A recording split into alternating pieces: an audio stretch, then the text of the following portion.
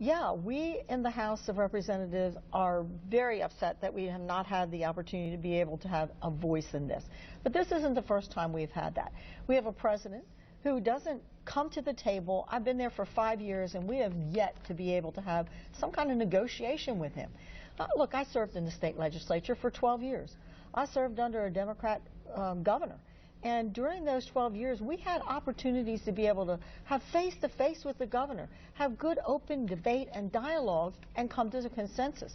In the 5 years I've been there, we had zero opportunity for the president to actually come and meet with us and talk with us and say, let's come together.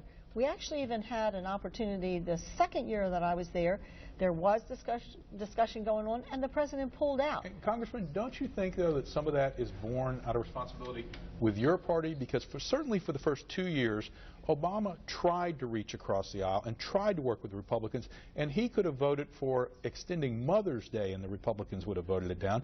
And don't you think that there's responsibility on both sides of this? I don't wholly disagree with you that President Obama has not been as forthright or as forthcoming, a better word, at reaching out to you. But I also watched the beginning of this, frankly, prior to your term in Congress. Don't your party has some responsibility in this as well? Well, let me just say I wasn't there the first 2 years of this president's term, and there were some pretty major things that were done, but it was done because he had both the Senate and the House, and there wasn't a need to even have Republicans come to the table. He didn't really have a need to do that because he had the full votes.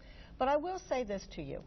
I have a very good relationship with a number of my Democrats on Ways and Means. We have a great relationship.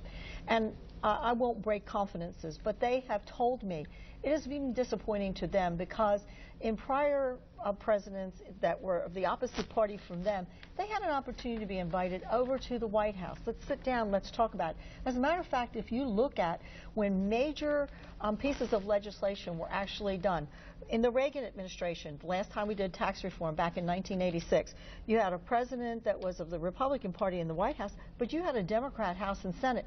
Major things have happened. Under Clinton, you had a reform of entitlement programs, the welfare programs, and you had a Democrat president and a Republican House and Senate.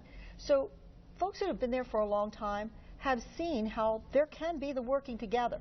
Unfortunately, they've even said to me, they feel left out of the conversations because this is not a president that likes to engage.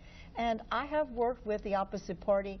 I would love to be able to do that. I've asked several times to meet with even the president's staff, and you know how many times I've seen them? Zero. We've got to take a quick break. We'll be